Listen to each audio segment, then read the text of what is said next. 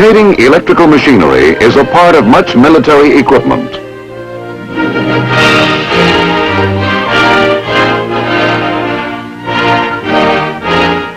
Whether it is a simple blower or a complicated electronic device in a missile, they all depend on the proper functioning of rotating electrical equipment. Two types of motors and generators are commonly in use: alternating current or AC and direct current or DC motors and generators.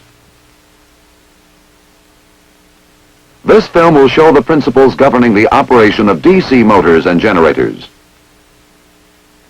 Basic to the understanding of DC motors and generators is the simple generation of an electromotive force, an EMF. Mechanical energy, the moving of a wire or conductor across a magnetic field by hand in this instance, produces electrical energy.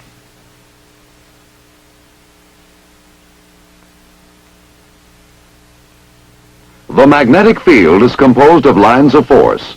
As the conductor cuts these lines, an electromotive force or EMF is generated in the conductor.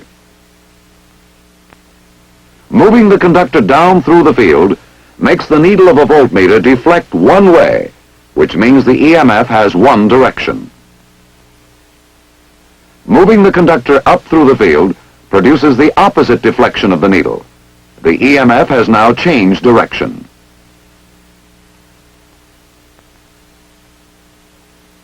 Moving the conductor back and forth with the field does not make the needle of the voltmeter deflect. There is no EMF because the conductor is not cutting the field.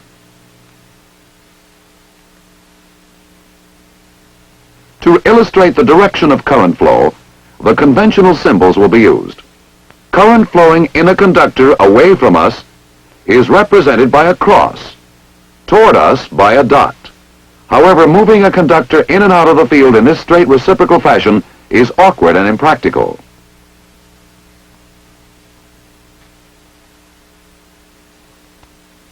A simple generator of EMF can also be made by rotating a single turn coil within a stationary magnetic field of two magnets with opposite polarity. The loop now, in effect, becomes two conductors because both the top and bottom sections cut magnetic lines during rotation.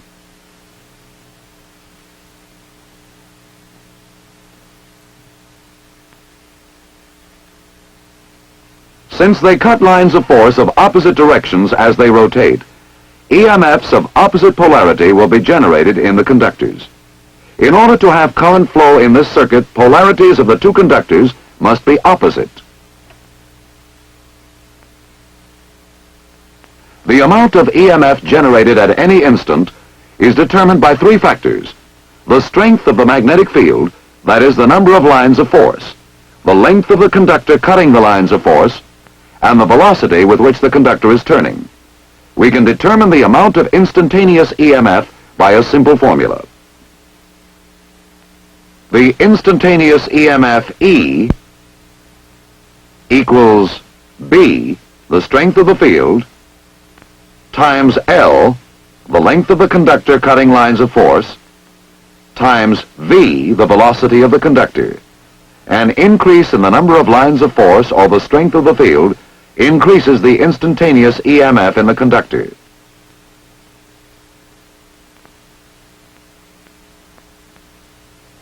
Increases in the length of the conductor cutting lines also increases the EMF. And finally, the greater the velocity of the conductor, the greater the EMF. This formula assumes conductor motion in a straight line, that is to say, cutting the same number of lines for each increment of its motion.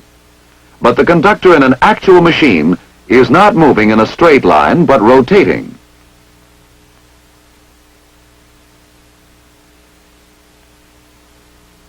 When the conductor moves in a rotary path, the number of lines cut varies depending on the position of the conductor. At the top of the field, for instance, no lines are being cut and no EMF is generated. As the conductor keeps turning, the number of lines cut increases so that at a quarter turn or 90 degrees, the maximum number is being cut and maximum EMF is generated. Again, at 180 degrees, no lines are cut, no EMF. We reach a maximum again at 270 degrees, and finally, again at 360 degrees, no lines are cut. The conductor has rotated 360 mechanical degrees, which correspond in this instance to 360 electrical degrees. Therefore, when the conductor moves in a rotary path, another factor is added to the original formula for the determination of instantaneous EMF. The formula that now applies is instantaneous EMF equals field strength times the length of the conductor times velocity multiplied by sine theta.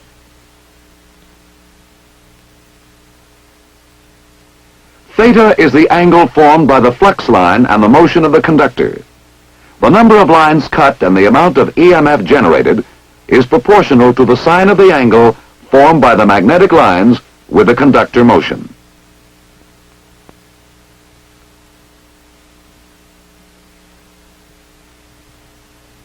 A graph of EMF versus conductor position during one revolution will be a sine wave representing alternating current, or AC. All rotary generators produce AC internally.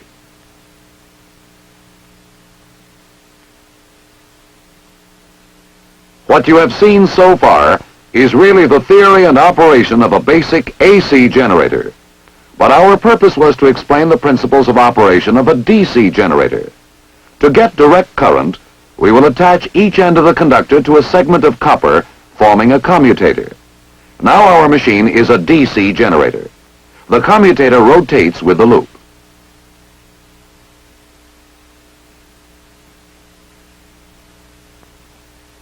Stationary contacts, carbon brushes, ride on the commutator segments.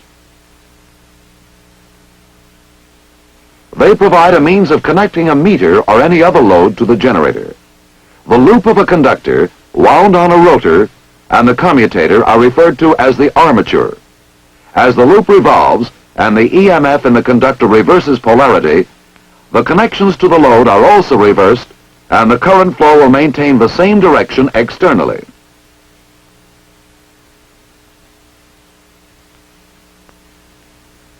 Represented graphically, the output amplitude still varies. The DC is in the form of pulses. It is a pulsating direct current, or PDC. The pulsation from 0 to maximum, twice for each revolution of the loop, is called ripple. This ripple can be reduced by adding more loops and more commutator segments to the existing armature. Two loops at right angles connected to four commutator segments provide two outputs instead of one.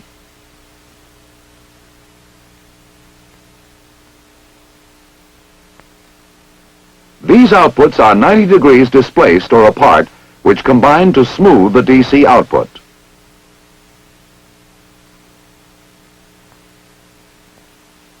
However, even with two loops and four commutator segments, the rectified curve is still somewhat irregular. By adding magnets, we increase the number of fields cut by the armature. As we increase the number of loops and commutator segments, the variation between maximum and minimum value decreases.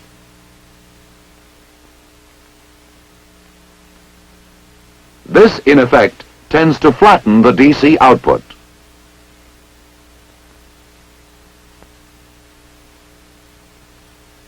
Practical DC generator armatures have a great many loops wound on a rotor.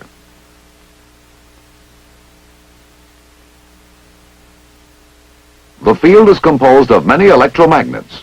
Together, these factors tend to create an almost pure DC output. An important problem in the design of generators is the prevention of sparking between the commutator and the brush assembly.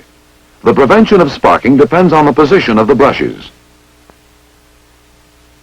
This line through points of zero generated EMF is called The neutral plane. Placing the brushes in this neutral plane reduces the tendency for sparking between brushes and commutator, because during the time a brush is touching both commutator segments, there is no difference in potential between these segments.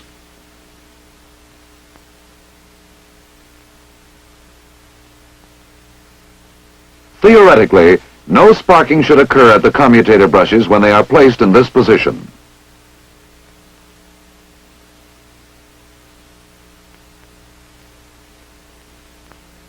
But the current flowing in the armature loops or coils sets up a magnetic field of its own.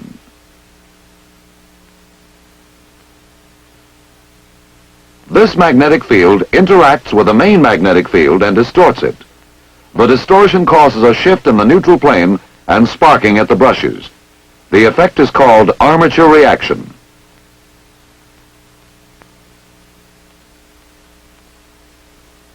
Sparking may cause severe interference in nearby electronic equipment.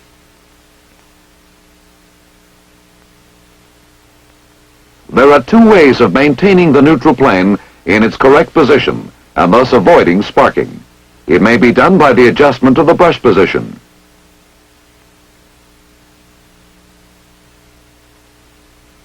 The brushes are adjusted to lie in the adjusted neutral plane.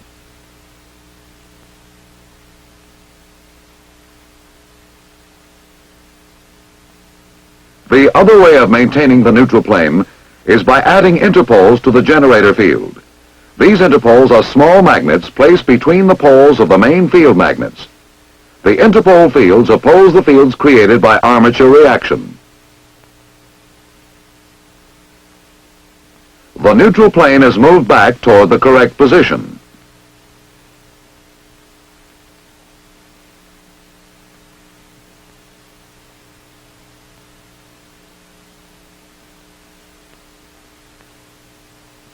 In addition, to further counteract armature reaction, windings called compensating windings are sometimes placed in the main pole faces. The current in these windings is armature current flowing in opposite direction to the current in the armature conductors.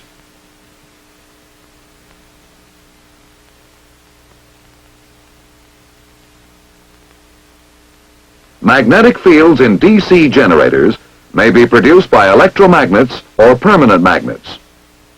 Permanent magnets are used in relatively small devices like a field telephone ringing generator. In larger generators, the field is created by electromagnets.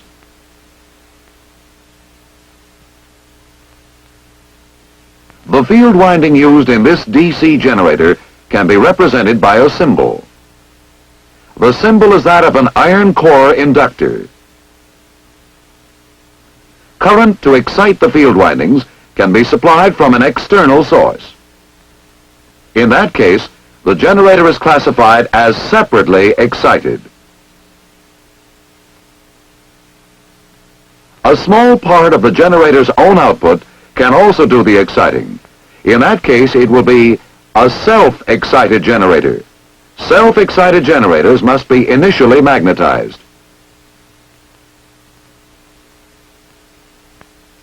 The residual magnetism in the core of a field winding provides enough magnetism to begin generator action.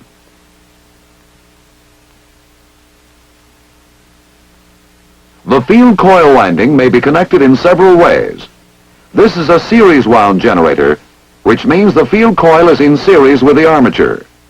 Because of this series arrangement, it has poor voltage regulation. The reason for this can be demonstrated in the following manner. Additional load will cause more current to flow in the field coil. Increase in field strength increases voltage. Increase in voltage causes more current to flow. This continuing action stops only when the core is saturated.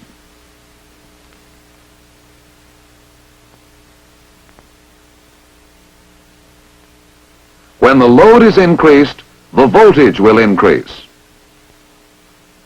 When the load decreases, voltage will decrease. Voltage regulation in the series wound generator, therefore, is very poor. When instead of in series, the field winding is connected in parallel with the armature and the load, we have a shunt wound generator. Now the field current is independent of the load current. Therefore, an increase in armature current will not cause an increase in the voltage output. Voltage regulation here is greatly improved.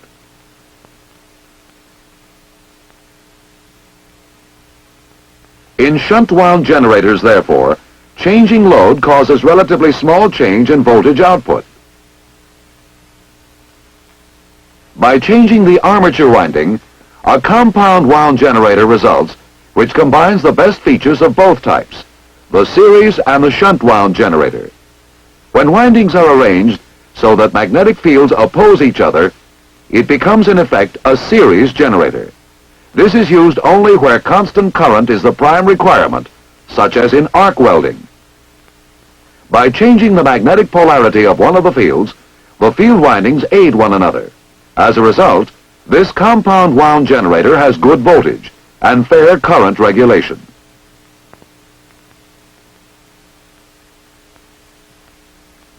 A graphic representation of generator output characteristics with terminal voltage plotted vertically and armature current horizontally would look something like this.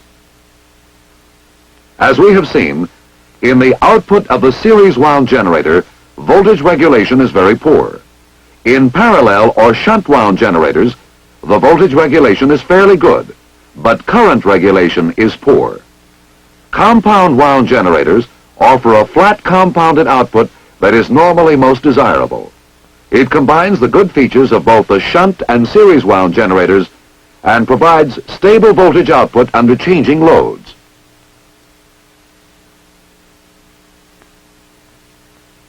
As we have seen in our analysis of the DC generator, its primary function is the conversion of mechanical energy to electrical energy. If we now reverse the procedure and connect an electrical power source to the generator, we have a DC motor instead of a DC generator. Motor action can be illustrated by attaching a power source to a conductor which is inside a magnetic field. The electric current creates polarity in the conductor. The south pole of the magnet attracts the north pole of the conductor and repels the south pole. The north pole of the magnet attracts the south pole of the conductor and repels the north pole. This creates movement depending on the direction of the steady magnetic field.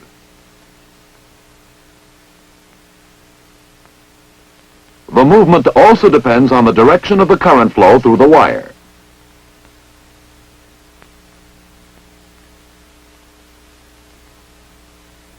By changing the polarity of the battery, the conductor now moves in the opposite direction.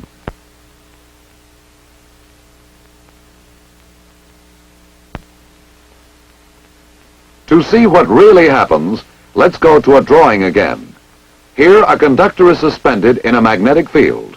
Current flow from a power source creates its own magnetic field in and around the conductor. This field around the conductor reacts with a main magnetic field to cause motion of the conductor either out of the field or into it. The arrow point indicates the direction of the current flow in the conductor.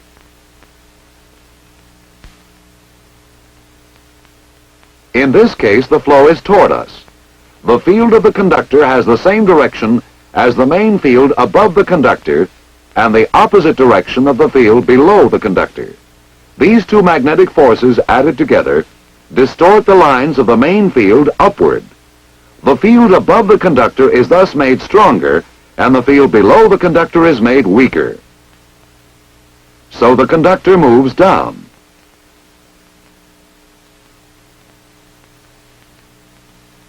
Conversely, when current flows in the opposite direction, that is to say, away from us, the field of the conductor opposes the main field above the conductor. This aids the main field below the conductor, distorting the lines down. The field below the conductor is thus made stronger, while the field above the conductor is made relatively weaker. This forces the conductor to move up. With this basic principle of motor action understood, we can now examine the DC motor. The basic DC motor, like the DC generator, consists of a pair of magnetic poles, an armature made up of a single turn loop, a commutator, and a brush assembly. As we have seen, a conductor in a magnetic field will move when a voltage is applied to it. With a voltage applied and the magnetic field and current flow as shown, the right conductor will be pushed down, while the left one is pushed up. Since the forces on each conductor are now in exact balance, there will be no more motion.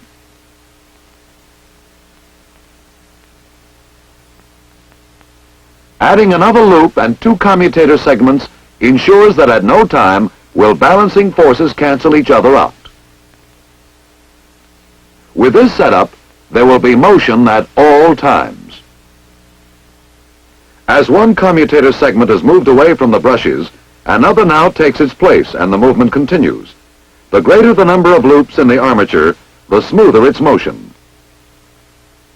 For this reason, rotors in practical DC motors have many loops. Since current in the rotor loops must reverse each half cycle, two commutator segments per loop are required. Here in the motor, as in the DC generator, there is a neutral plane. The interaction of the conductor fields on the main field causes this neutral plane to shift and sparking to occur when a load is added.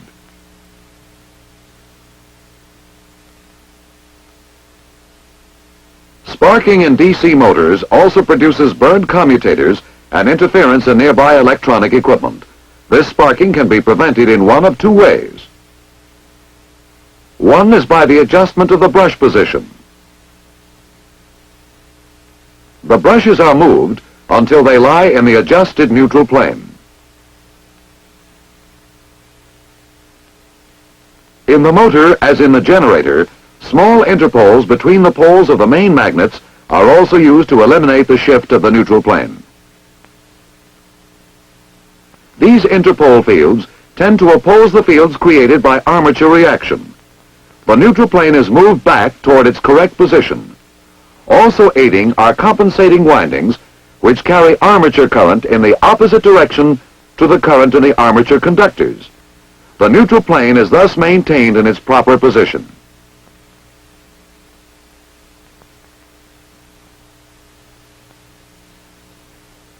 DC motors operate most efficiently when sparking is eliminated.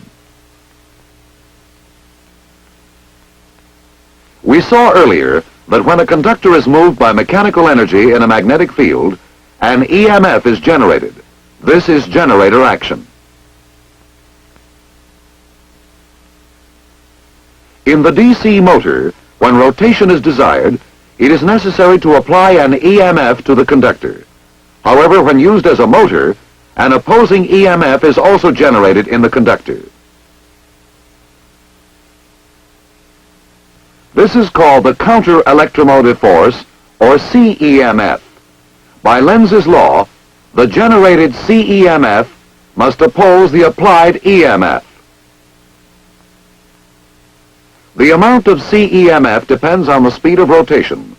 This is of practical importance in large motors. When starting large motors, the problem exists of limiting current through the rotor windings until a CEMF can be built up. If the full current is applied before the CEMF develops, it may burn out the rotor windings. Starting boxes are used with DC motors in order to avoid this application of current before the CEMF is built up.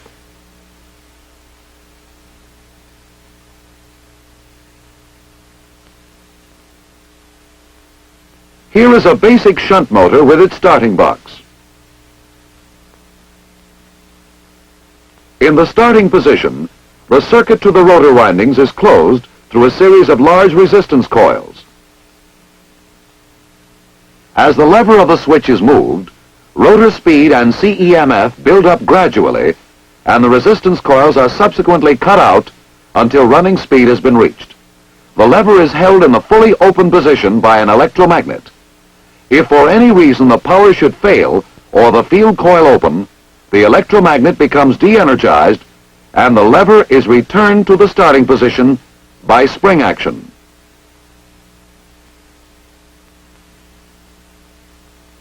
Just as in DC generators, DC motors seldom use permanent magnets for the field.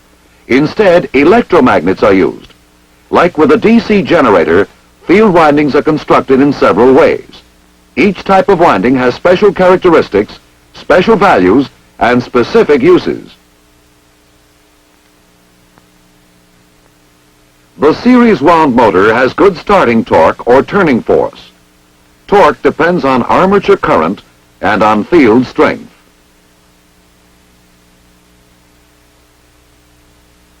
Since field strength is proportional to current, the high starting current before CEMF is developed affects torque as the square of the current. The motor begins to turn, attempting to develop enough CEMF to completely oppose the applied EMF. The load prevents this, acting to control the speed of the motor. But if the load is suddenly removed, like in the case of a broken belt, the motor will build up speed trying to develop more CEMF until it destroys itself.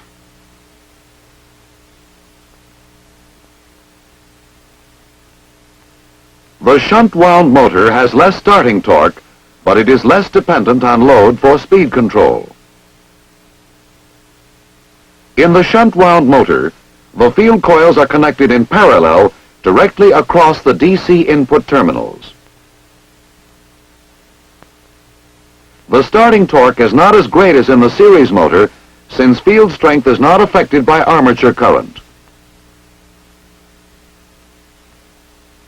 The speed of a shunt motor is fairly constant under conditions of changing load. As more load is applied, the speed of the armature decreases. This decreases the CEMF and increases the current input.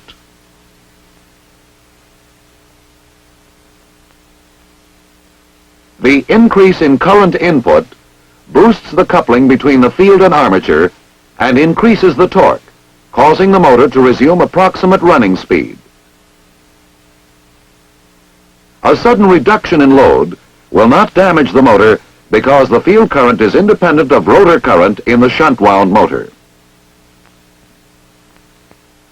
The desirable characteristics of both the series and shunt wound motors can be achieved in the compound wound motor.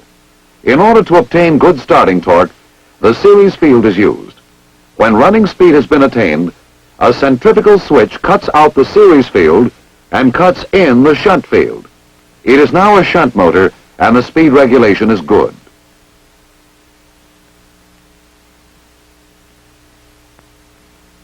Compounding provides good starting torque and good speed regulation. This allows for efficient operation and minimizes the possibility of damage to the motor. Now for a quick summary. The operation of all rotating electrical machinery is based on one simple principle: the generation of an EMF. The principle is used in the construction of a simple AC generator. The generator output E, or instantaneous EMF, equals B, strength of field, times L, length of the conductor, times V, velocity of the conductor. But because the movement of the conductor in the field is actually circular, we must also multiply with a sine of the angle formed by the lines of force and motion of the conductor in order to arrive at the EMF.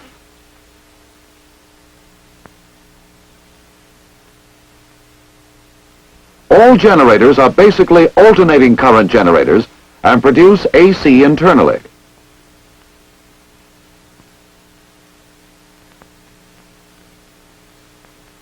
The basic AC generator becomes a DC generator when a commutator is attached to the conductor. Each commutator segment rotates with its respective conductor, producing a direct current.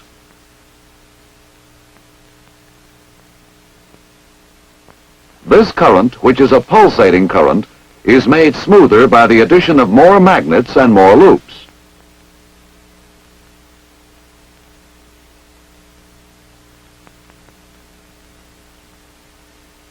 Sparking in a generator is sometimes caused by a shift in the neutral plane. This can be corrected by adjusting the brush position.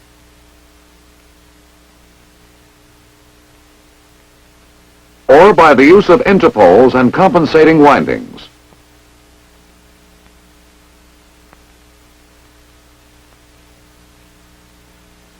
Current for field windings may be supplied from an outside source, in which case the generator will be separately excited. Or the current may be a part of the generator's own output, in which event it is called self-excited. Generator field windings are constructed in three ways. Series wound, where the field windings and the armature are in series. Shunt wound, in which the field winding is in parallel with the armature and the load. And compound wound, in which the best features of both the shunt and series wound generators are combined. Voltage regulation in the series wound generator is poor. In the shunt wound generator, voltage regulation is fairly good, but current regulation is poor. Compound wound generators provide stable voltage under changing loads. This output is normally most desirable.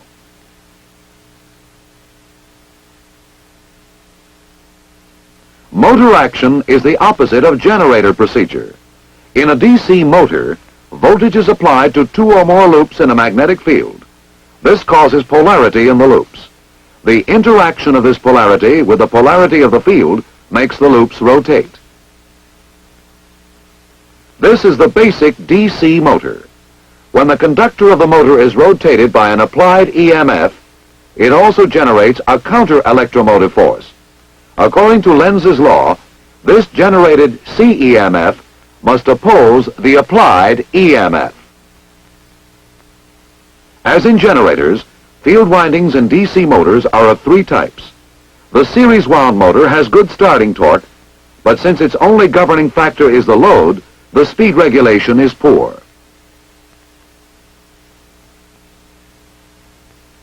If the load is disengaged suddenly, the motor will race to destruction. In shunt wound motors, with the field coils connected in parallel across the DC input terminals, the starting torque is not too good, but since the field current is independent of the rotor current, the speed regulation is quite good.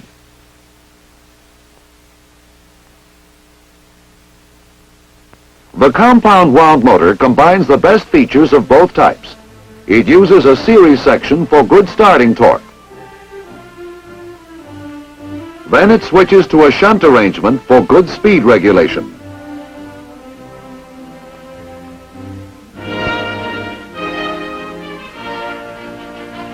DC electrical motors and generators are at the heart of much military equipment. A proper understanding of them is therefore important.